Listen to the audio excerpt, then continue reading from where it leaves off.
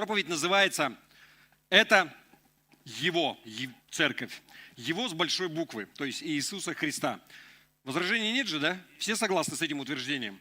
Что это Его церковь. И вы знаете,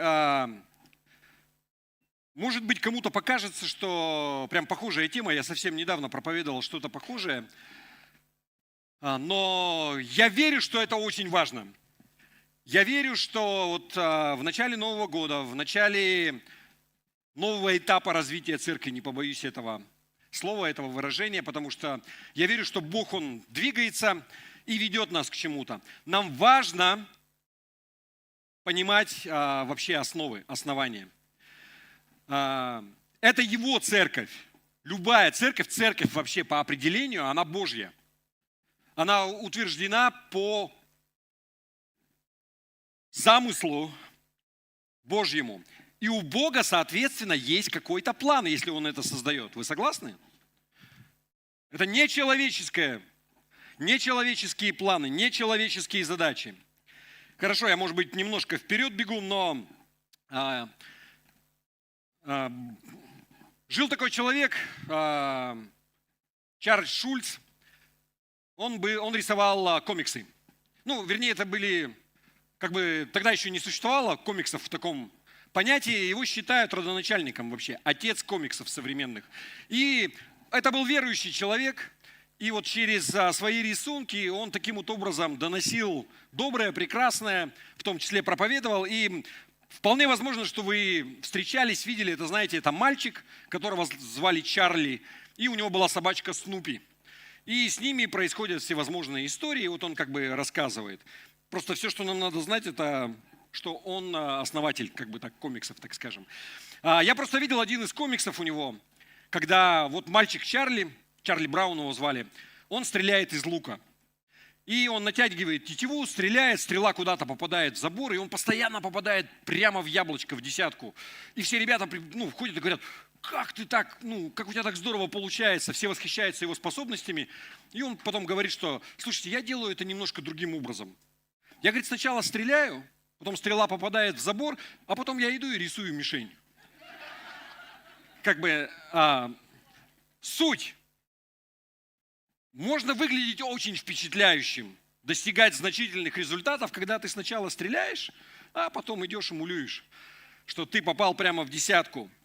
К чему я это говорю? Вы знаете, я иногда, когда смотрю на некоторые церкви, вы их не знаете, хотя вполне возможно, может быть, где-то посещали в других городах, такое чувство, что люди сначала стреляют, а потом идут и рисуют что-то, что да, вот то, что мы запланировали. Что я имею в виду? Что часто мы делаем церковь такой, какой хотим ее видеть, прогнуть ее под себя. Люди переделывают церковь в соответствии со своими взглядами, вкусами. Потом то, что получается, вот какая-то организация, которая занимается какими-то делами хорошими, они называют ее по-прежнему церковью, тем названием, которое было дано 2000 лет назад. Но смотрите, в отличие от этого мальчика Чарли, у нас нет такой возможности, мы не можем себе этого позволить, поступать подобным образом. Нам нужно понимать, что церковь – это замысел Божий, что она создана по прямому поручению Иисуса Христа, что Бог всегда ее планировал, и у Бога был какой-то план. Была какая-то определенная функция, которую церковь должна выполнять. И сегодня я бы хотел коснуться всего этого и посмотреть на тему, на эту.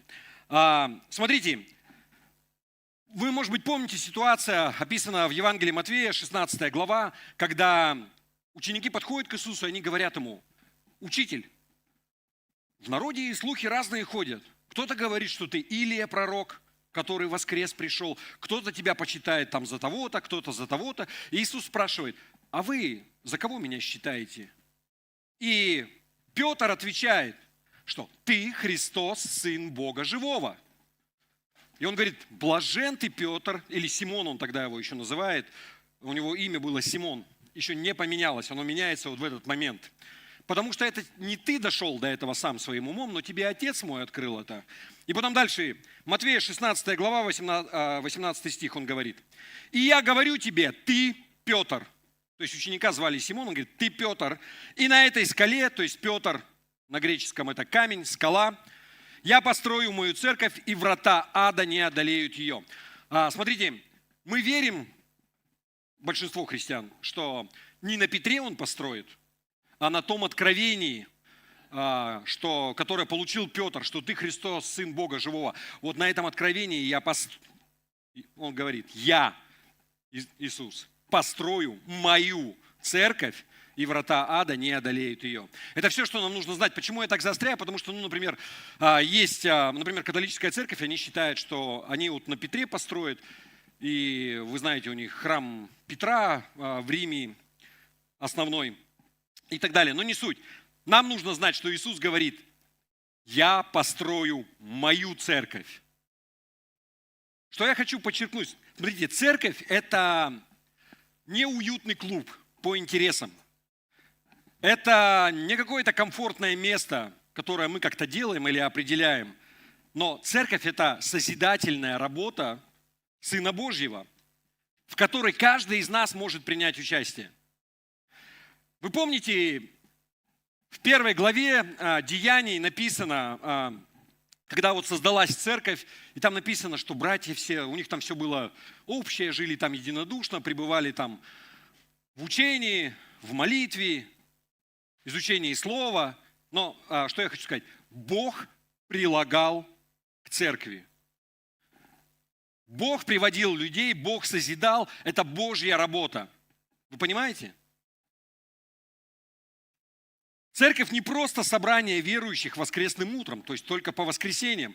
Церковь – это движение, растущее последователей Иисуса Христа. И Бог, Он призывает нас отказаться от наших каких-то мелких амбиций и сыграть свою посильную роль в Божьем плане, в Божьем замысле. И никаких извинений, никаких исключений. Еще раз, отказаться от своих мелких амбиций. Потому что чем больше людей, тем больше чего? Шансов на то, что кто-то наступит на ногу, с тобой не поздоровается, пройдет мимо и так далее. И начинаются обиды, и дьявол начинает тебя цеплять. Ну вот. Называются братьями. Даже не поздоровался со мной. Вы понимаете, да? Не позволяйте этому случаться в твоей жизни.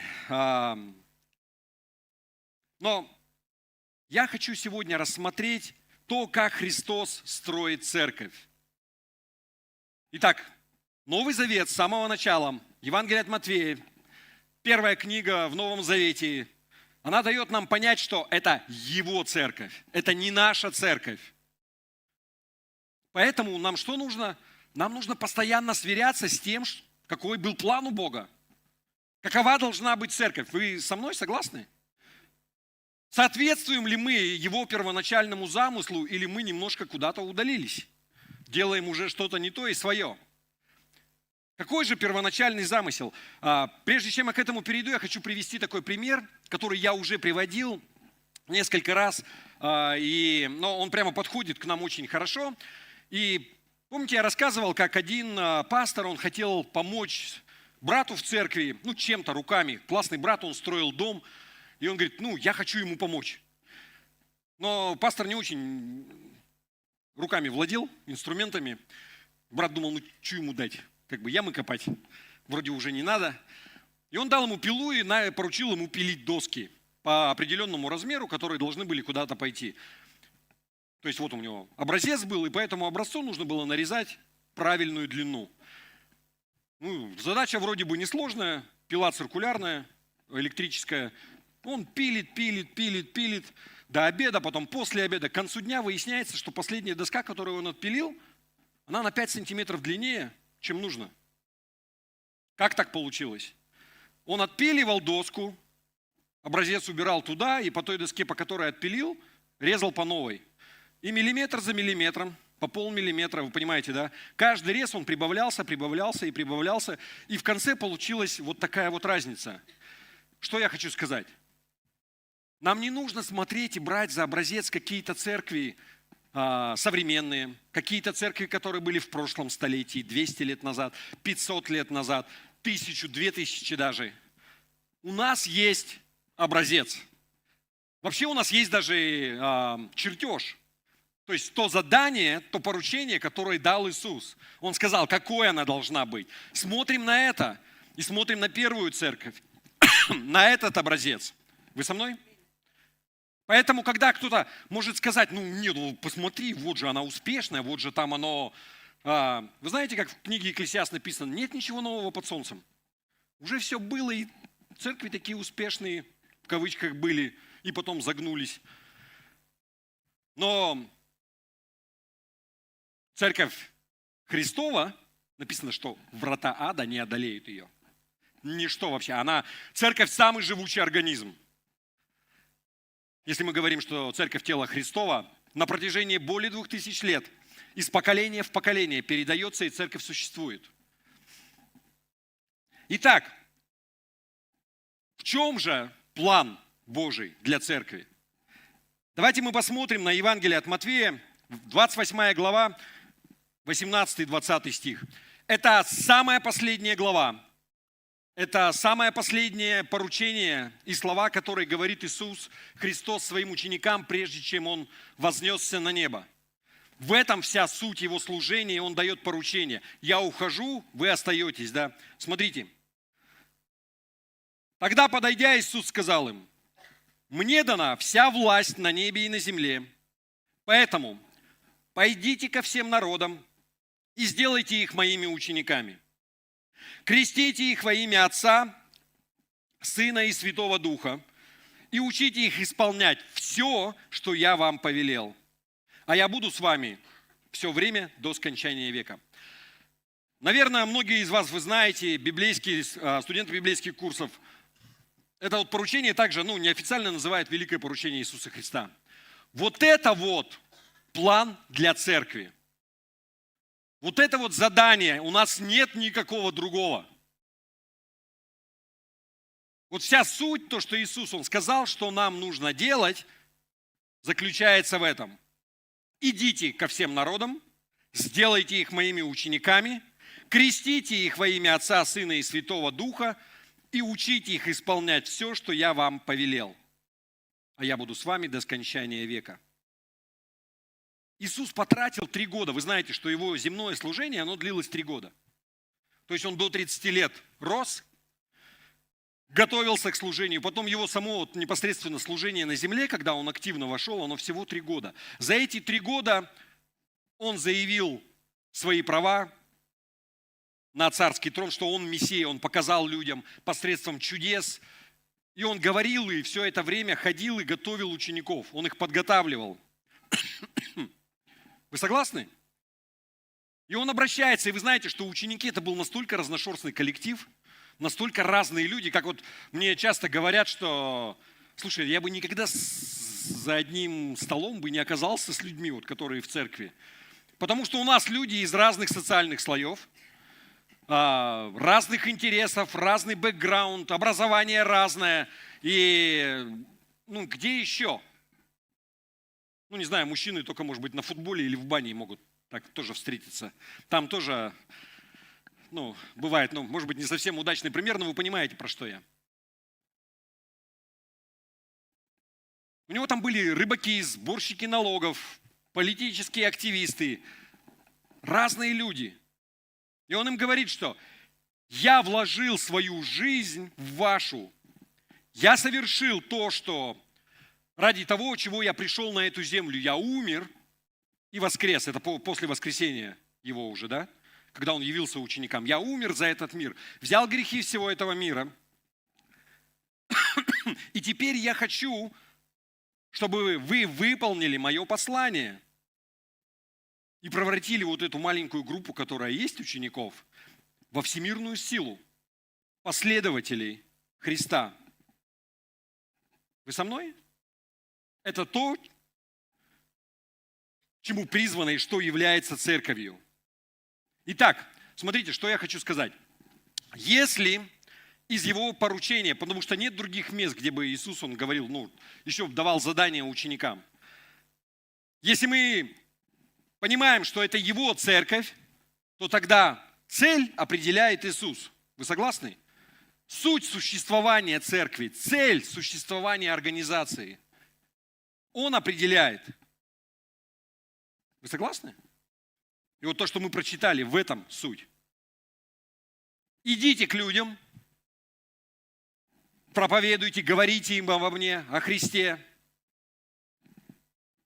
крестите их, научите их всему, чему я вас научил. Также еще одно место Писания. Вот у нас, я обычно много мест Писания привожу, но сегодня будет у нас вот два места Писания. Это Евангелие от Матфея, 28 глава, с 18 по 20 стих, и Деяния, 1 глава, 8 стих. Смотрите. Когда на вас сойдет Святой Дух, вы получите силу и будете моими свидетелями в Иерусалиме, по всей Иудее, в Самарии и до края земли. Два места, которые, вообще на самом деле, книга Деяний, это первая книга после Евангелия, идет. Вот когда события заканчиваются, то, что мы в 28 главе прочитали, Иисус возносится на небо, садится по правую руку Небесного Отца. Здесь немножко отматывается назад, и он говорит вот здесь ученикам, что, ребята, я вас не оставлю одних, у вас будет утешитель, придет Дух Святой, который даст вам силу. Сейчас мы этого коснемся. Смотрите, какова его цель в отношении церкви. Вот после этих слов его церковь, она родится буквально там через несколько недель, после того, как он дал вот это поручение. Цель для церкви состоит в том, чтобы его тело, его церковь, она стала всеобъемлющим, включала все народы, все этносы до края земли, чтобы не осталось такой нации, которая бы не слышала об Иисусе Христе.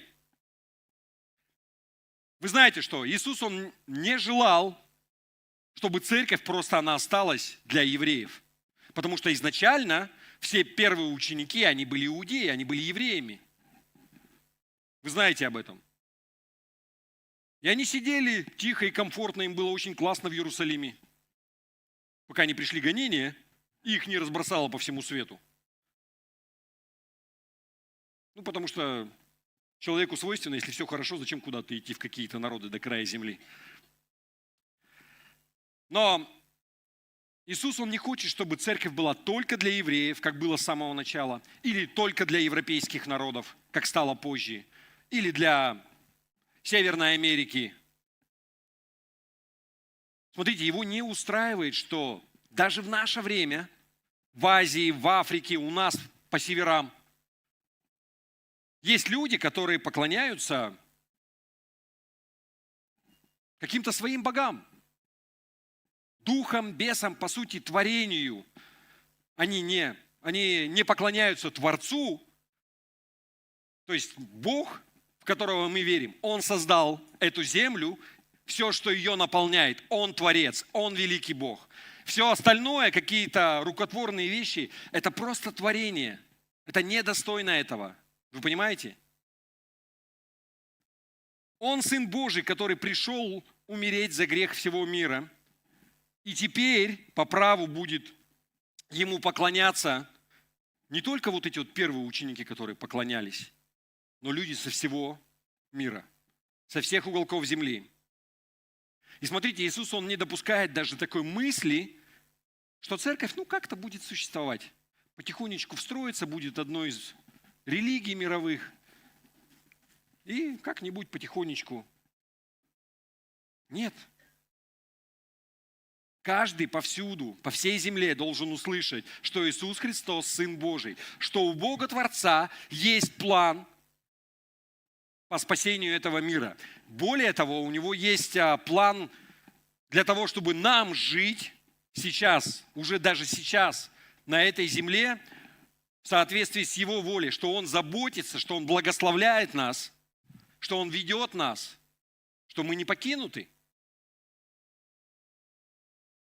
Но у всех людей должна быть возможность откликнуться на Его послание о прощении грехов и о вечной жизни. Вы со мной?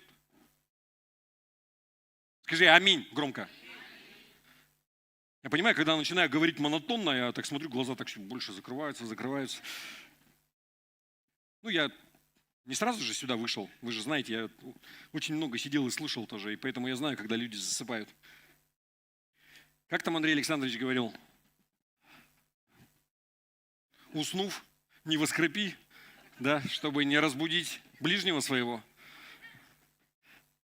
Но смотрите, вот в 28 главе Евангелия от Матфея, то, что мы читали, Иисус хочет, чтобы у Его церкви были ученики, последователи в каждом этносе, в каждой нации. И здесь греческое слово, вот именно этнос, это подразумевает в прямом смысле, это с каждой этнической группы, чтобы ни один народ, ни одна этническая группа, она не осталась без благой вести, без доброй вести о том, что Иисус Христос, Он умер за нас. И потом в Откровениях, читать не будем, я специально не привожу вот много-много мест, я хочу, чтобы вы, выйдя отсюда, вы знали, Матфея 28 глава, последняя, с 18 по 20 стих, это великое поручение. Если мы закончим эту проповедь, и вы будете это знать, я проповедовал не напрасно. Если вы запомните это на всю жизнь. И Деяния, 1 глава, 8 стих, что придет Дух Святой, который даст вам силу для проповеди Евангелия. Мы сейчас этого также коснемся. Итак, в Откровении говорится, что на небесах соберется огромное количество, огромная толпа верующих из каждого племени, языка, нации, народностей. И Бог будет вечно прославлен людьми из всех культур, из всех уголков Его творения. Еще раз, давайте я прочитаю Матфея 28, 18, 20, чтобы оно от зубов отскакивало. Смотрите, я читаю в новом русском переводе все места Писания, потому что более важно, мы взяли такую традицию. И иногда,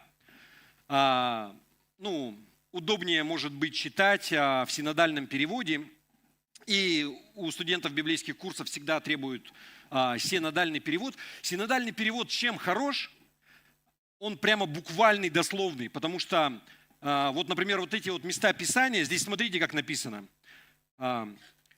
Вот 19 стих, например.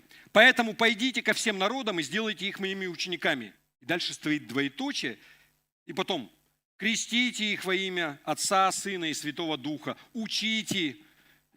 Но в синодальном там, знаете, как оно, как в оригинале, в греческом, вот эти все глаголы, как «крестите», они, там стоит, это причастные обороты. Причастные, диепричастные. То есть там «делайте их моими учениками, крестя их во имя Отца, Сына и Святого Духа, уча их исполнять». То есть вот так вы понимаете, то оно вот прямо, в этом он хорош в определенном смысле, но для понимания может быть лучше современные переводы.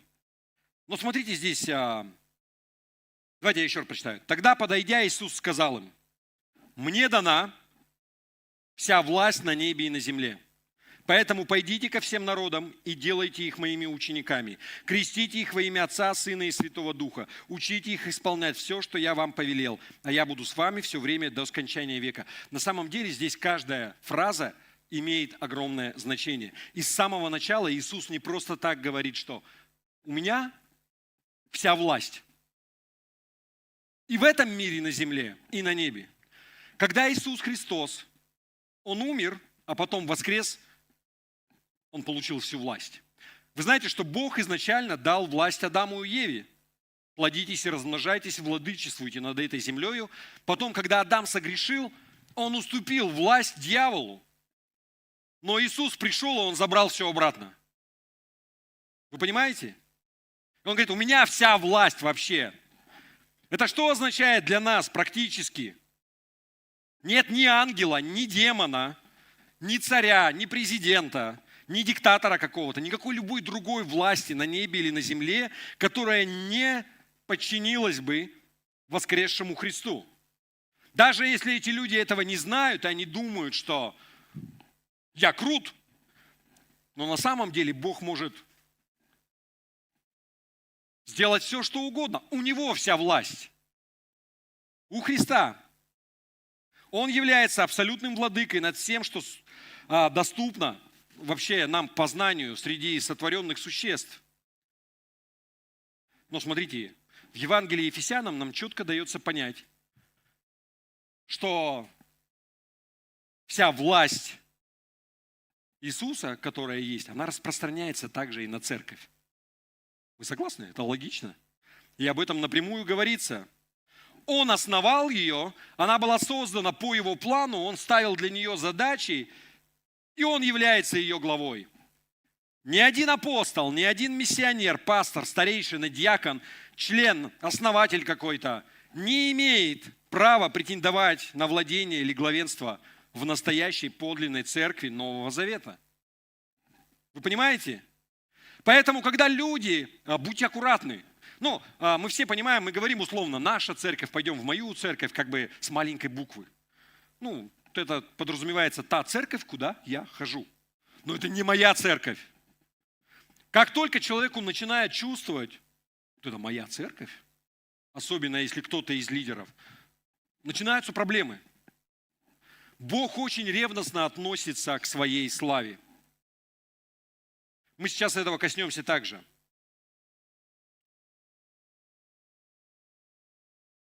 Итак, именно своей властью Иисус, Он говорит: иди, распространи мою власть по всем уголкам мира. Это прям глобальная задача для церкви. И кто-то может сказать, что мы можем? Смотри, у него одна вселенская церковь, много поместных общин. Мы сейчас этого коснемся. Он не дает непосильных задач нам. Мы сейчас поговорим об этом. Такова его цель для нас. И для первых учеников, и для нас. Смотрите, если у нас есть какие-то другие цели или планы для церкви, нам нужно покаяться. Нет ничего плохого, когда дальше существуют какие-то программы семейные, женские, мужские, там еще что-то. Но ключевая цель, все это служит на проповедь Евангелия, все это служит во славу Христа, все это служит к тому, чтобы мы говорили о Нем, чтобы люди узнавали, чтобы они приходили, получали крещение, то есть обращались к Иисусу, каялись. И потом что? Мы не оставляем людей только с этим. Научились всему, что говорил Иисус. Потому что просто покаяться и ничего не знать, это как есть великая сила, которая дана нам и которая может действовать в твоей жизни, а ты даже не знаешь об этом. Ты не можешь ее применять. Поэтому он говорит, научите их всему, чему я научил вас. Он хочет, чтобы его имя было известно. Законный Сын Божий, которому поклоняются все ангелы на небесах, хочет, чтобы ему по праву поклонялись и на земле. Вы со мной? Кто спит? Ему нужны последователи. Он хочет, чтобы ему повиновались. Если мы, как церковь, заняты чем-то другим, если мы где-то уклонились, и у нас какие-то супер-пупер программы, мы должны осознать, прийти к выводу, что мы пренебрегли его авторитетом и отказались от его цели для церкви и занимаемся какими-то своими делами. Вы помните, когда СВО началось, и у людей были непонятки, у многих был напряг, и я отсюда говорил со сцены. Ребята, церковь, она не про политику. Церковь, она аполитична. Мы призваны проповедовать Иисуса Христа распятого. То есть я что тогда говорил, что сейчас, понимаете. Почему? Потому что у людей разные мнения, они могут меняться. Кто-то за, кто-то против. Но я говорил, что я отсюда не буду говорить ничего. Потому что если я скажу, что какую-то свою точку зрения, которая у меня есть, сейчас я могу сказать, что она пророссийская. Не боясь. Тогда было такое что-то. Но смотрите, когда ты говоришь что-то, особенно человек публичный, или любой человек из церкви, это не просто твое мнение, это мнение церкви. Вы понимаете? И люди поэтому судят, и кто-то может осечься и сказать, Потому что политика очень сильно разделяет людей. Но церковь это не про это. Но я видел людей, кто немножко что-то путает, знаете, пастора церкви, которые брали это, и вот мы там должны что-то. Ребят, мы не должны ничего в этом смысле. Мы должны проповедовать Христа, приводить людей, менять их жизнь к лучшему. Вы понимаете? Вот наше задание, не в политику лезть. Когда кто-то агитирует за какого-то кандидата где-то, ну такое себе, знаете, вот я честно вам скажу, на выборах, например, впутывать в это церковь. Все взрослые люди, каждый должен выбирать сам по себе. Все остальное также мы можем своими хорошими намерениями, мы должны помогать людям, 100%. Евангельские церкви делают очень большую социальную работу. У нас тут есть ребята с центра Help EKT. Очень круто, все круто, но смотрите, это должно все равно приносить славу Христу каким-то образом. Иначе это будет просто классная социальная работа. Нет ничего плохого в этом. Я просто видел, когда, знаете, вот то, что мы говорили, Деяние 1:8, что вы примете силу, да? Люди получают силу, но там есть такое, знаете, вы примете силу для чего? Для того, чтобы идти и проповедовать. Бог конкретно говорит, вот сила, она будет, пока ты идешь, ты проповедуешь, и ты приводишь людей ко Христу. И Бог, Он в этом участвует. Если ты где-то на этапе, у тебя приоритеты меняются, у тебя меняются возможности. Я просто знаю таких, знаете, вот, я не любитель называть громкие имена, например, да, людей, которые упали, но были такие вот евангелисты, обычно у евангелистов такое, знаете, дар исцеления. То есть люди, которые собирали стадионы. Была одна вот женщина, например, то есть там чудеса Бог творил, но в конце она потеряла это. И начала выдумывать всякую ерунду, там, фейковые вещи. Людей подговаривали, нанимали специально, чтобы они там на колясках приезжали, а потом вскакивали и говорили, я получил исцеление. И это подтвержденные факты, это так печально. Но почему это произошло? В какой-то момент, я верю, вот, например, конкретно там какие-то служители начали славу себе. Знаете, там уже не про Иисуса было, там уже было про меня. Служение там того-то, того-то. Люди по-разному могут быть. Я как бы не сторонник вот так называть, скажу вам честно. Да, классно служение, но мы кому служим? Кто дает тебе силу? Кому мы призваны вообще всю славу отдавать? Вы понимаете? Будьте аккуратны просто с этим. Я сейчас не бросаю ни в кого камни. Я вам просто говорю объективно, как оно есть. То, что я вижу в Писании, и мы призваны всегда быть аккуратными с этим, сверяться вообще. Не начали мы уже делать что-то свое. У нас нет никаких других поручений. Бог не говорил, что идите там и вот, например, против абортов, например, какое движение. Это 100%. Бог за то, чтобы детям жизнь сохранять. И это христианские ценности, да, и мы должны в этом. Но у церкви все равно другая задача. Первоначально. Это уже как сопутствующее, вы понимаете? Наша жизнь, она сама свидетельствует. Прочные семьи, крепкие, здравые отношения между мужем и женой. Это все там же, да, это входит туда. Но основа Иисус Христос. Вы понимаете? Мы к этому призваны. Если ты просто проповедуешь или несешь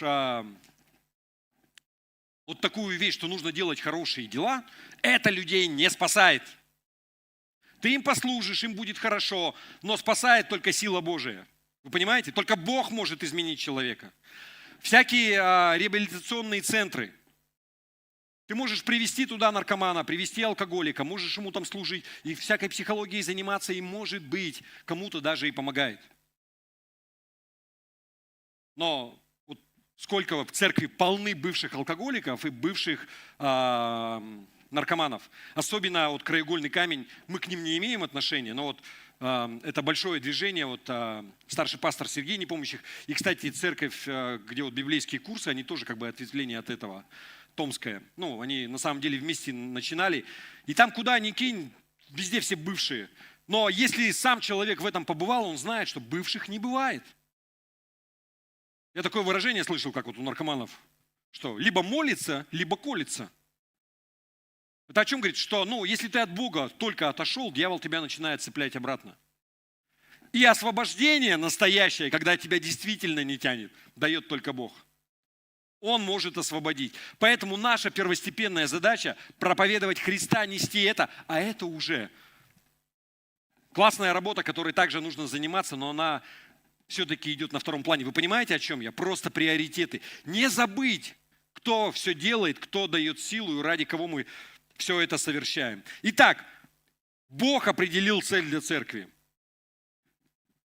Это первое, то, что было. Второй пункт. Если это его церковь, то он ожидает и определенный результат какой-то. Вы понимаете? То есть, если существует какой-то бизнес или фабрика какая-то, то есть есть какая-то цель, есть какой-то результат, который они проводят, какой-то продукт, что от них ожидается? Когда речь заходит о существовании и предназначении церкви, есть тоже какой-то результат, который церковь должна производить. Вы согласны? Кто-то может сказать, может быть, какие-то различные мероприятия, семинары, может быть, это поклонение классное, очень сильное доктринальное учение.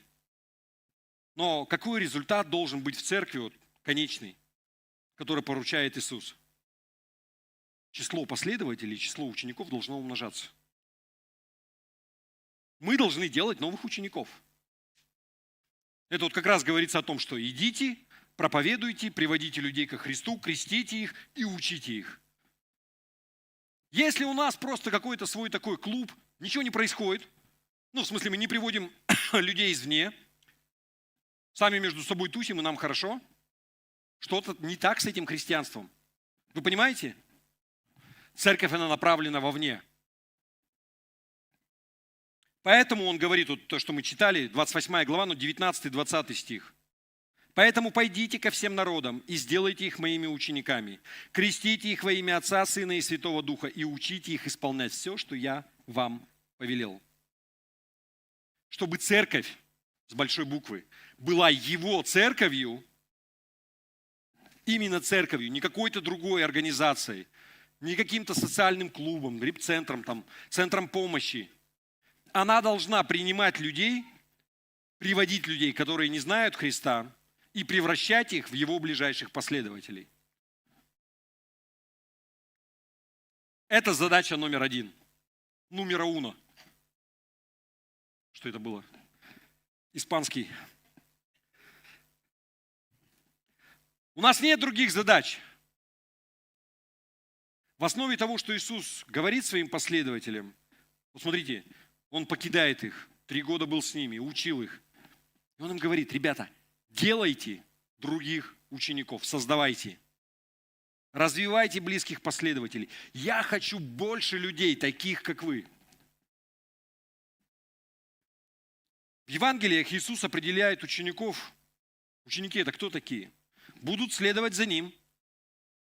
Что это означает? Что ученики, они отказываются от своих желаний, но принимают Его, которые перенимают Его характер. Когда ты ходишь с Иисусом, Он тебя преображает. Ты меняешься. По-другому не бывает. Которые повинуются Его Слову. То есть это те люди, которые не своевольные.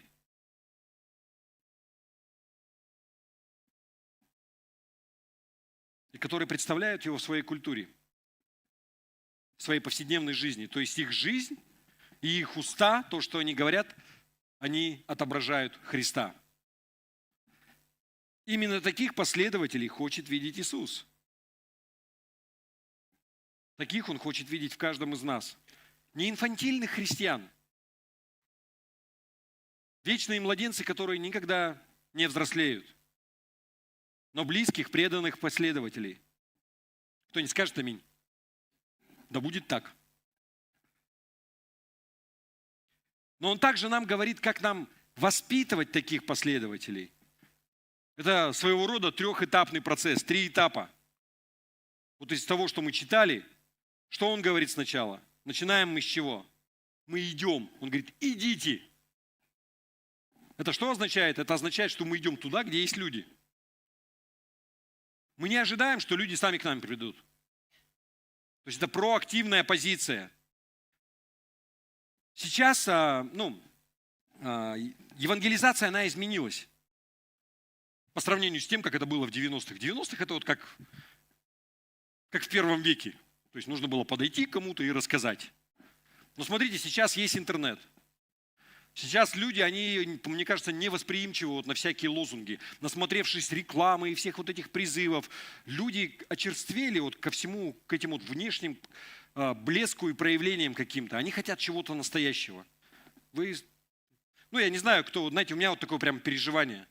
Я вот сравниваю то, как раньше было и как сейчас. Тогда, когда развалился только Советский Союз, и все хотели хлеба и зрелищ. И вот просто любое какое-то шоу или там еще что-то. И просто вспомните там всякие чумаки, они тоже собирали стадионы. Так же, как и марши Иисуса собирали стадионы. Люди были открыты, но сейчас все насмотрелись на это. Никому ничего не надо. Я более того вам скажу, я вот сейчас смотрю, что творится вообще, может быть, такое отступление, в Америке, например. Почему я сравниваю с Америкой? Потому что, как правило, во многих вещах они, как законодатель лимут, начинается там, через 5 лет это в Москве, еще через 5 лет в Якутске. Лет через 10, наверное, то же самое у нас будет. Я вот просто смотрю сейчас, кто во что горазд. Церковь, она превратилась как в большой аттракцион у многих. Пастора чего только не делают, чтобы привлечь внимание. То есть я уже не говорю про продакшн, то есть там звук, свет, все круто. Но мы недавно вот обсуждали, знаете, есть кризис сейчас с фильмами в Голливуде. Не только в Голливуде, в нашем кинематографе тоже. Кроме сказок, по-моему, только ремейки какие-то делают. Но вот чтобы по-настоящему хороший фильм, который как раньше был, скажите, мало. Почти исчезающий вид. Я вообще перестал смотреть что-то, мне просто неинтересно. Во-первых, я уже достаточно взрослый, все видел, все знаю. Я когда смотрю, например, я понимаю, чем закончится сюжет, мне неинтересно. Или когда все стреляет, взрывается, мелькает, прикольно посмотреть один раз и сказать «вау». Второй раз уже так, третий, четвертый, пятый, то есть вот эти нескончаемые комиксы. И вот смотрите, я вижу, что это такой же кризис жанра, да, вот люди, они привыкли, молодое поколение, как сейчас, поколение альфа, вот их вообще ничем не удивишь. Не, я вам серьезно говорю. Нас еще что-то цепляет, мы такие, вау. Я помню, как знаете, у меня кинотеатр домашний появился, я ставил звук. У меня был маленький телевизор 14-дюймовый, но звук был просто, там соседи все на ушах стояли. И я такой, вот это да! Сейчас никому, всем все хорошо, не удивишь этим. Придут, посмотрят, да, нормально. И то же самое в церкви, вы знаете, я верю, что вот это поколение альфа, как знаете, оно как по кругу, их уже не цепляет. Ты можешь привлечь внимание кого-то какими-то событиями, то, что мелькает, что круто сделано и так далее. Но меняет человека только Бог. Если в церкви нет его силы, их ничто не зацепит. Это все конечно, там по-разному, в зависимости от того, как там будут стараться. 5-10 лет, может быть, что-то просуществует, но в конечном итоге написано, что Он дает силу. Он меняет жизни людей. И мы призваны, нам не нужно забывать. Нужно делать все как для Господа, стараться, чтобы все было лучше. Но не забывать, какая наша основная цель. Вы понимаете? Итак, мы говорили про евангелизацию. Я также верю, что, к чему я это говорил, что, смотрите, мы строим отношения на работе. Я уже давно понял, когда ты 30 лет ходишь в вере, и у тебя круг знакомых, он все равно ограничен. Меня вот недавно Миша Неведомский спрашивал, почему ты мне никогда ничего не рассказывал? Мы давным-давно друг друга знаем, но на самом деле я когда-то рассказывал в самом начале. Но когда тебе человек раз сказал нет, два сказал нет, дальше ты просто как назойливая муха становишься. Вы понимаете, да? Здравый ты не будешь так уже делать, да? И потом как-то оно там идет год за годом, десятилетия уже. Но я верю, что просто своей жизнью, своим отношением, своим поведением в повседневной жизни, в своей семье, вот оно, евангелизация. Люди смотрят, и они понимают, что ты другой. Как вот у нас как-то здесь женщина приходила, говорит, вы какие-то странные, говорит, не такие. Ну, сыны инаковые. Но вы понимаете, да? Человек, он видит, что что-то не так, что что-то отличается. Это то, что меня зацепило, я помню, когда я покаялся у баптистов здесь, там в 91-92 год. Ко мне подошел человек, и я понял, что вот то, что он мне говорит, его интерес в глазах и вот эта вот любовь, она настоящая. А там страна была, ну, там все такие, как бы, 90-е годы, всем на всех плевать стало, как бы, бери что хочешь, вот такое, знаете, все что-то рвут. И меня вот это зацепило. Еще раз, никто не помнит, как правило, проповедь в церкви первую. О чем там проповедовали? Никто не помнит. Но все помнят отношения. Если к тебе кто-то подошел, с тобой поговорил, вот это цепляет людей, понимаете? Почему мы должны так же поступать? Церковь любви. Ну, мы сейчас этого коснемся. Кто-то уже на часы смотрит. У меня еще есть время. Итак, первый шаг. Трехэтапный процесс. Мы идем там, где есть люди. Идите. Мы идем к людям, которым нужно услышать его послание. И сейчас способы, они меняются. Мы делимся Иисусом Христом, мы делимся тем, что Он сделал в нашей жизни. Но мы не можем начать набирать учеников, пока мы не будем среди людей. Крещение, второй шаг. То есть идите, Он говорит, потом крестите. Это включает в том числе покаяние. Люди приходят ко Христу, их крестят, то есть они отождествляют себя со Христом, заявляют о своей новой верности в своем крещении. Смотрите, дальше это на этом не заканчивается, это только начало. Это то, что вот сейчас у нас набирает прямо такой момент, и меня это очень радует. Это решающее значение, особенно для нас, для тех, кто вдумчиво относится к своей вере. Смотрите, Иисус говорит, научите. И не просто научите чему-то, но научите их исполнять все, что я вам повелел. Еще раз, Бог дал нам силу, Он дал нам благословение, но если ты не знаешь об этом, Он может до тебя донести, у нас есть утешитель, Дух Святой, но поверь мне, жизнь твоя будет гораздо легче, если ты будешь знать свои права, кто ты есть в Иисусе Христе. Если ты будешь понимать Его замысел, если ты будешь уметь молиться и знать о чем и как, твоя жизнь будет намного легче. Поэтому у нас есть библейские курсы. Поэтому у нас в этом году, сколько учеников? 85 человек у нас учатся. В прошлом году было 50 с лишним. Слава Богу!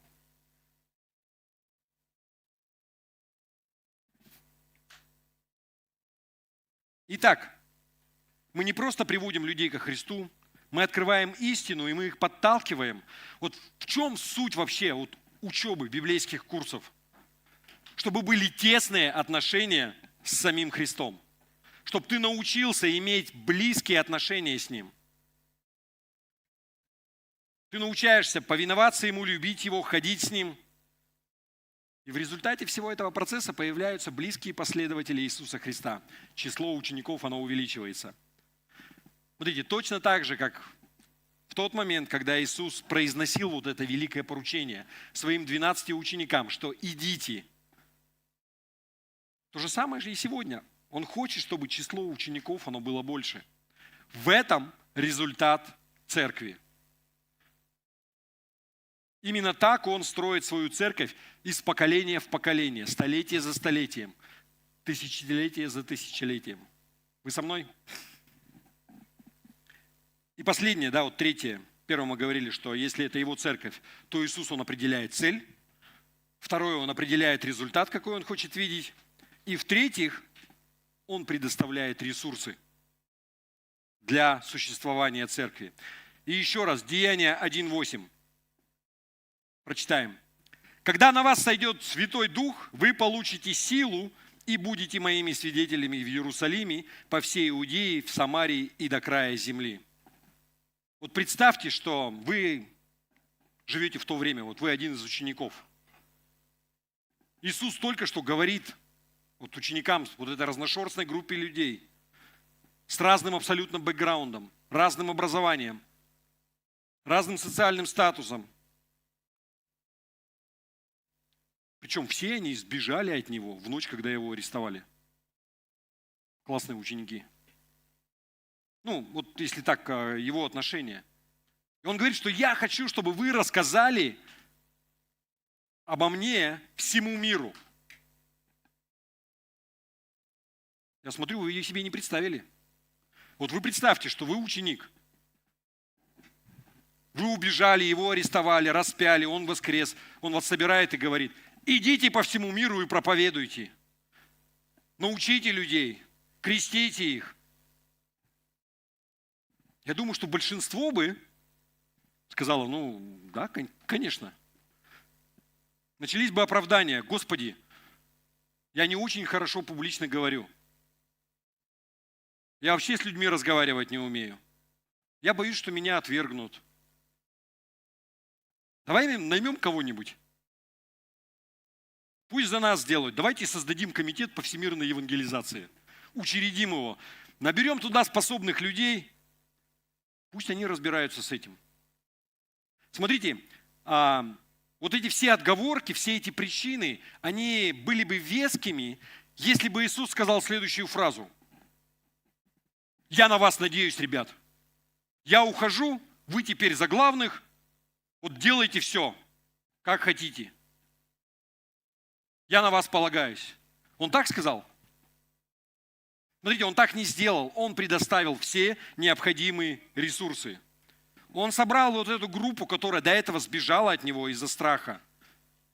И превратил их в уверенных, могущественных свидетелей. Это вот одно из таких, знаете, все спрашивают, как могли вот эти вот ребята, которые испугались, когда Иисуса хватали, и потом, что Павел, Петр, они смело говорили перед властями в Риме и даже не боялись смерти. Что произошло?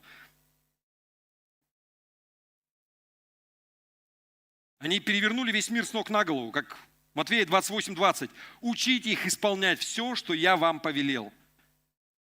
Вторая часть предложения. А я буду с вами все время до скончания века. До второго пришествия он говорит, я вас не оставлю, я не ушел. Я вознесся на небо, но я с вами. Вы понимаете? Вот каждая фраза здесь, сначала он говорит, мне дана вся власть, делайте то-то, то-то, а потом он говорит, а я буду с вами. Этими словами Иисус, он обратился к своим первым последователям, и он говорит нам, ребят, вы не останетесь одиноки. Он не говорит, что давай, я на тебя полагаюсь, делай. Но нет, он не поручил нам какую-то невероятно сложную задачу. Все по силам.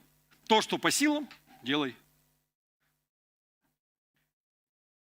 Иоанна 14 глава. Это у нас единственное место Писания, которое выбивается из сегодняшних двух стихов. Иоанна 14 глава, 26 стих.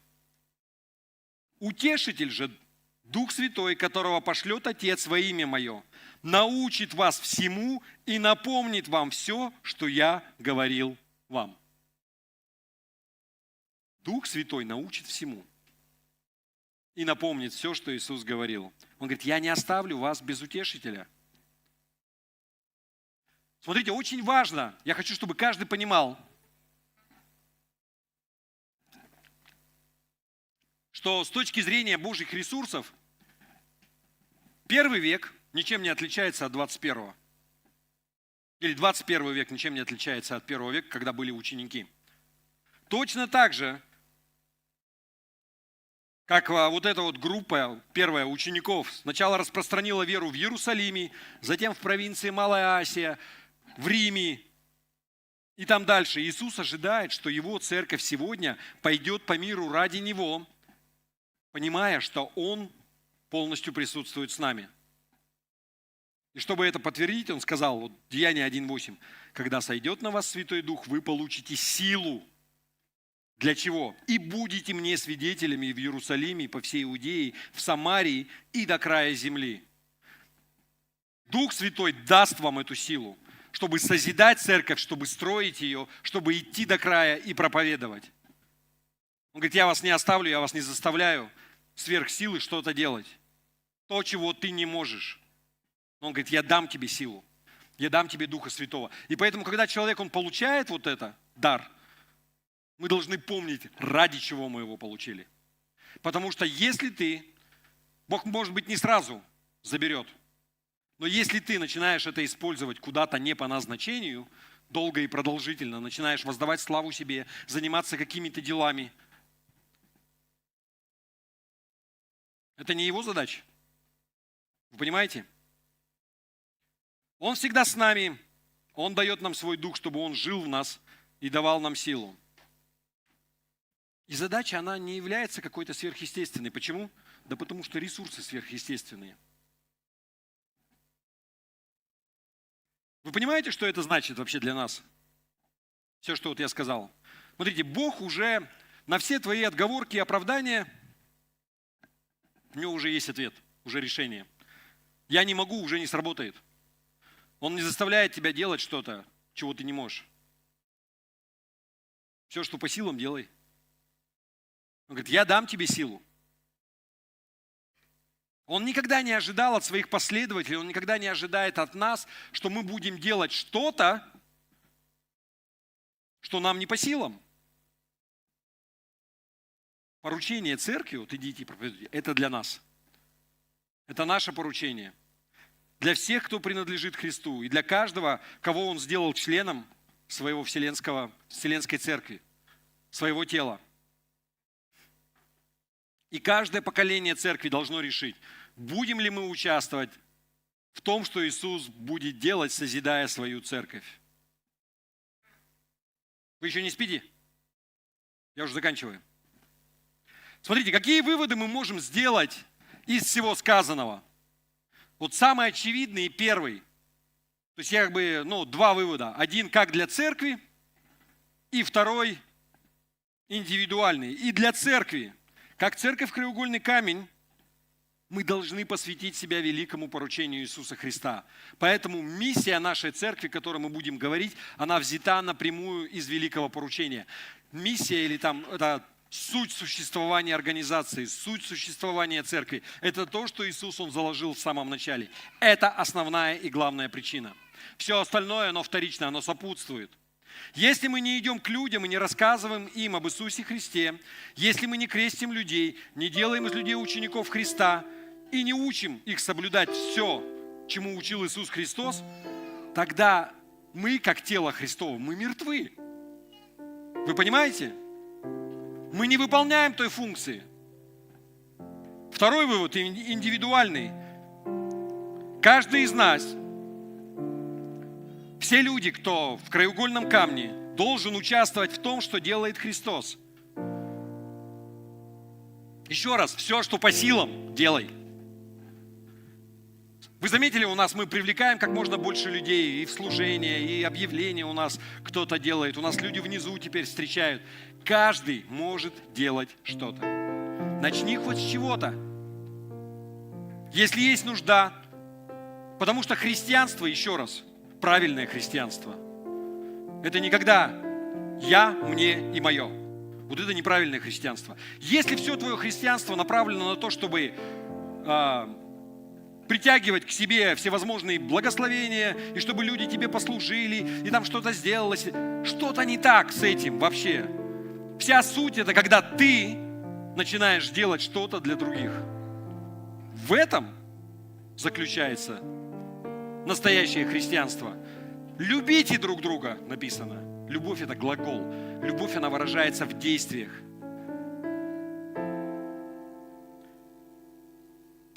Я хочу, чтобы никто, как написано, не обманывайтесь, братья. Я хочу, чтобы никто не пребывал в заблуждении, что Бог не может или не хочет тебя использовать в церкви. Это не библейское и обманчивое, опасное мышление. Это ложь.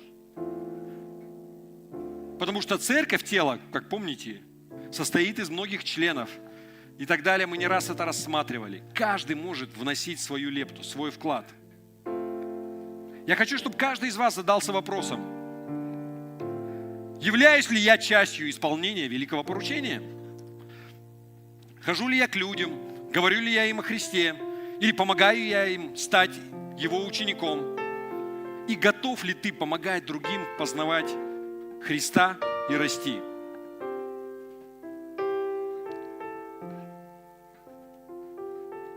Все остальное, оно тоже важно. И рост духовный, и всякие вещи. Но я хочу, чтобы мы понимали, в чем вся суть существования церкви. И никогда этого не забывали.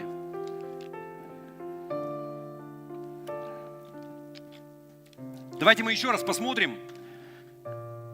Миссия церкви. Вот то, что к чему мы вообще говорим, можно вывести. Смотрите, это миссия нашей церкви. Часто светские организации, мирские прописывают миссию, ценности. И миссия – это суть существования вообще. И это напрямую взято из великого поручения Иисуса Христа. Миссия церкви – идти к людям и рассказывать им об Иисусе. Делать из людей учеников Христа. Научить людей исполнять все, чему учил Иисус, чтобы изменить жизнь людей к лучшему. Мы можем это перефразировать, но суть в этом. Разные это мы как-то, не определенный вариант какой-то не отписали. Но в этом заключается миссия нашей церкви. И я хочу, чтобы каждый член церкви, каждый лидер церкви, каждый служитель, он понимал и он знал, ради чего существует церковь. В чем суть? Можно дальше? То, как мы это достигаем. Смотрите, видение и ценности. Вот это видение и ценности нашей церкви. Это также важно. Смотрите, мы достигаем эту миссию, мы идем, рассказываем людям, мы проповедуем Христа, мы их крестим, и мы делаем учеников. Это важно. Это наша цель. Но то, как мы это делаем, в этом заключается видение. Смотрите, церковь любви. Мы неоднократно об этом говорили. Что это означает? В церкви мы выражаем любовь к Богу, а также любовь к ближнему, как к самому себе. Любовь Божия вообще это фундамент нашего служения. Когда мы помогаем, служим друг другу, когда мы делимся Евангелием. Помните, Иисус так много говорил про... А можно свет в зале включить, он не повлияет. Да.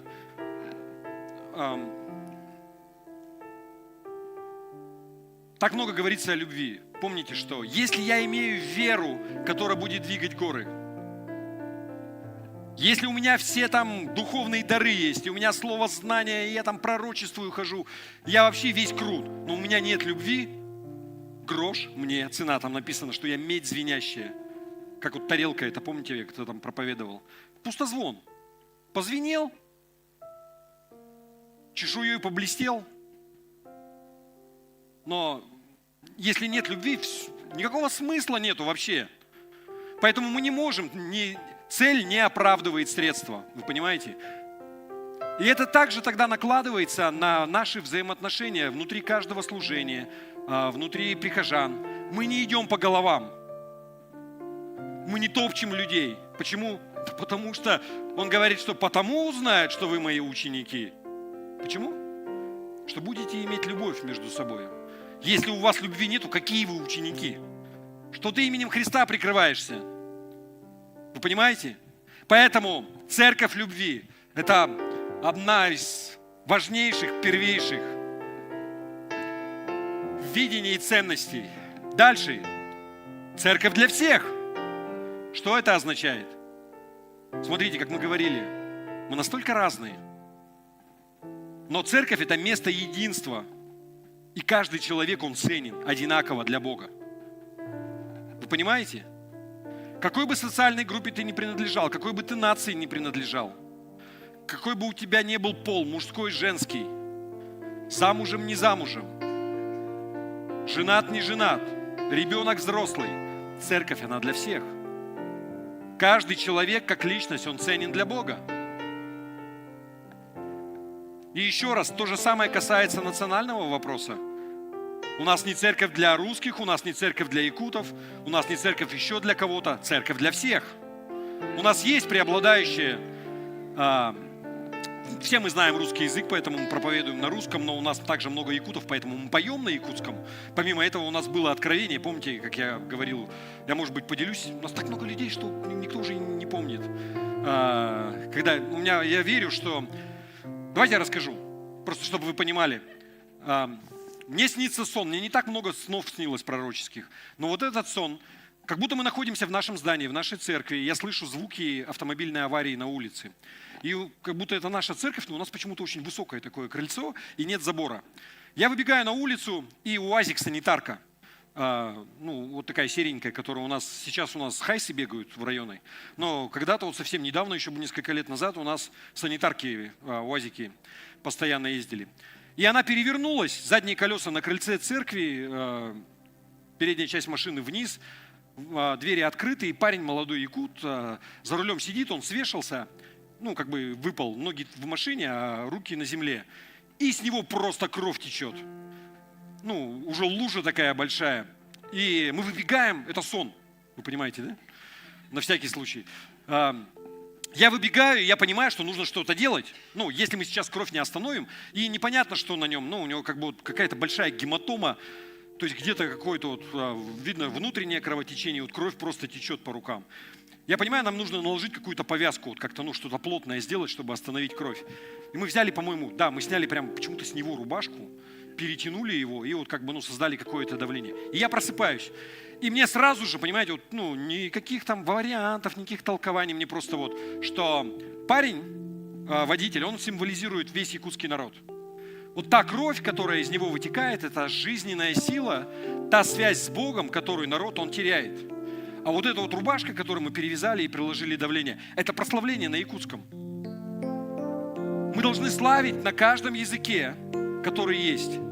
И помните, у нас бывали такое, я не знаю, как сейчас, может быть, у меня такого нет, но когда мы только начинали, каждый раз меня просто накрывало, у меня мурашки бежали, когда мы на якутском пели. Кто-то был не согласен, кто-то ушел. И смотрите, люди всегда будут с чем-то не согласны, но мы смотрим на Христа. Еще раз, мы ни с кем не... Но церковь для всех, вы понимаете, да? Давайте дальше. Церковь развития. Смотрите, церковь – это то место, где служить могут все. Мы только что говорили. Более того, где должны. Каждый может что-то делать. Как должны? Вы понимаете, да? Здесь никто никому ничего не должен, но пред Богом. Он говорит, что я хочу, чтобы ты служил. И это то место, в котором все таланты и все дары, что духовные, что те природные, которые Бог тебя наделил, Он дал тебе от рождения, в чем-то способности. Я верю, что это может расцветать и развиваться. Каждый из нас призван служить своим даром, своим талантом и развивать это. И более того, каждый член церкви, он призван к постоянному росту духовному, в познании Бога, Слова, чтобы что в конечном итоге преобразиться в образ Христа. В этом суть церковь развития. То есть идите и научите их соблюдать все, чему я научил вас. Мы не просто чему-то там учим, но мы постигаем его, и мы развиваемся в этом. Поэтому церковь – это место развития. Следующее – церковь будущих поколений. И я так рад, что у нас средний возраст в нашей церкви, он как минимум стал в 2 раза меньше. Потому что было время, когда уже было 50+. Я понимал, что, ребят, мы там в 90-е покаялись, все умрем, последний выключит свет, как мамонты. Вымерли, но нет, чтобы этого не произошло. Вы видели, сколько детей? У нас 70 детей в списке, по-моему. По 50 человек на каждом этом. Вот сейчас епископ звонил. Говорит, я хочу учителей к вам отправить. Можно, говорит, они у вас поприсутствуют, на собраниях, посмотрят. Я говорил вам, что по всему Дальнему Востоку более 100 пасторов было. Вот, например, на большой пасторской встрече 2 года назад, где мы с Салбиевым познакомились на одном столе. Ольга, кстати, спрашивала, поднимите руку тот, у кого полный комплект детских служителей. Знаете, сколько людей подняло руку? Я один. Никто больше не поднял. У всех проблемы, они не могут найти учителей. Поэтому цените наших учителей детских. Люди делают, это волонтеры, которые, если вы что-то готовили, это же не просто так, они готовят урок, там домашнее задание, что-то проверяют и так далее, приходят, посвящают свое время. Более того, у нас в этом году еще присоединилось несколько человек, которые постепенно будут расти, будет какая-то группа, они закончат, у нас есть подготовительные курсы, все не так просто, чтобы они знали, и слава Богу просто за них. Поэтому, смотрите, но почему будущих поколений, обратили внимание, множественное число? Потому что я уже понимаю, что поколение за поколением меняются так быстро, и мы не можем смотреть просто на какую-то отдельную возрастную группу. То есть, вот, как правило, я могу передать кому-то, кто младше меня лет на 10-15. Вот с альфовцами, которые совсем, они меня не понимают. Я очень там могу стараться, но они все равно чисто визуально, они на меня смотрят, и я как просто мамонт, это одно и то же. Что он там может, чем он может поделиться? Но они уже могут поделиться с теми, кто еще там младший, и потом дальше. Поэтому каждый возраст. Поэтому у нас есть детская, я верю, будет полноценная подростковая, вот у нас как бы пробел, и молодежная.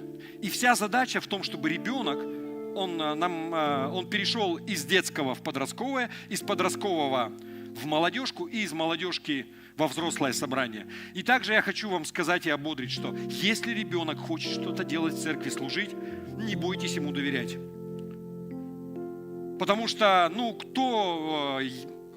если, знаете, вы по себе можете знать, если человеку один раз стукнуть по рукам, у него, как правило, второй раз желание не очень возникнет. А если это произойдет вот в таком молодом возрасте, тем более. Более того, вы знаете, может быть, это отдельная тема, которой стоит коснуться. Вот, например, я уже понимаю, у меня нету столько энергии и задора. То есть, как бы там ни молодился, чего бы там ни делал, но бензинчика уже к вечеру не хватает. То есть, я уже вообще никакой, понимаете? И также многие, кто возрастные, вы понимаете.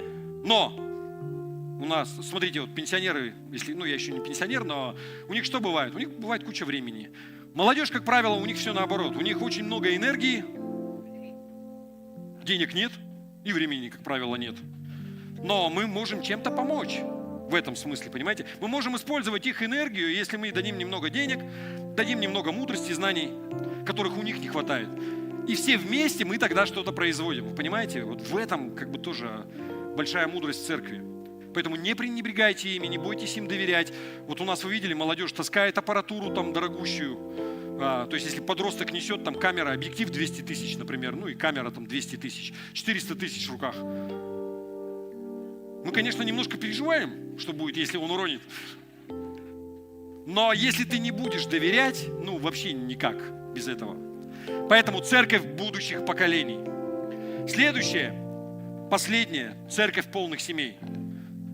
Смотрите, это не означает, что мы не приветствуем людей, кто не женат или не замужем. Еще раз, церковь для всех. Но я верю, что в церкви особое помазание на то, чтобы нам взращивать полноценные, здоровые семьи, где мужчина понимает, что он мужчина, и он глава семьи, он выполняет свою функцию, и где жена также понимает, и где они живут мирно и дружно по Божьему замыслу. В этом вся суть. Мы никого не ущемляем. Но у нас прямо и много семей воссоединяется. Я верю, что мы должны направлять больше и больше, в том числе ресурсов, и учить этому. Как вот Иисус сказал, научите всему, чему я научил вас. Потому что мужчины и женщины, они разные. И в нашей стране одна из самых печальнейших статистик вообще по количеству разводов во всем мире. Так много разводов. Но церковь – это исключение. Я верю, что мы можем быть примером для этого мира. И вы знаете, что наш президент и объявляет там и год семьи, и еще чего-то, и всевозможные программы проводятся. Но как-то не очень работает, я вам скажу. Вот по статистике государство финансирует и бюджеты выделяет. Но мы можем быть тем примером, церковь. Потому что эта задача государства, она прямо откликается с Божьим Словом. Это то, к чему мы призваны. Именно поэтому церковь полных семей. Поэтому я хочу, чтобы, если ты не женат или ты не замужем, не чувствуй себя какой-то обделенной вот в этом смысле, что, в смысле полных семей, что мне здесь не рады? Да нет, это вообще не про это. Церковь для всех. Вы понимаете? Но у нас есть, конечно, вот если посмотреть, у нас все равно преобладающие, у нас меняется тенденция, кстати, у нас больше и больше мужчин, поэтому можно, да. Не-не-не, сестры, подождите, не хлопайте, не бегите впереди паровоза. Мужчины, можно вас попросить, я не знаю, что сделать? Не надо вставать. Крикнуть «Аминь», например. 3-4. Аминь! Да, нормально. Теперь, сестры, скажите тоже 3-4. Аминь. Такое себе. Больше, конечно, но это... Ну, вы чувствуете, да, разницу в голосе. Но я к чему? У нас женщин все равно больше. Я хочу вам немножко такой анонс просто сделать. Кто был хоть на одном семинаре Анны Рысматовны Сандыбаевой?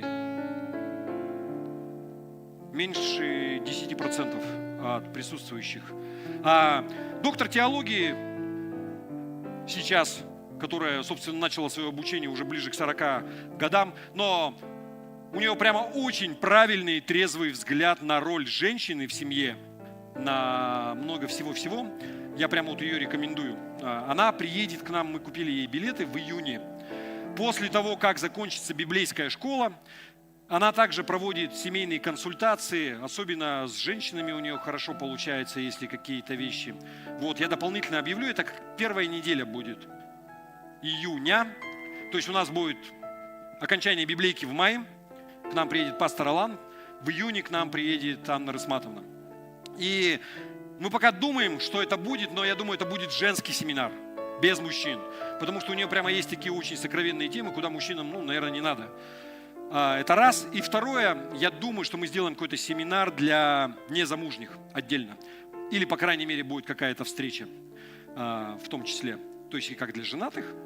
И вот будет такое вот отдельно это сделаем, чтобы нам восполнить всякую нужду. Аминь. На сегодня у меня все. Я надеюсь, что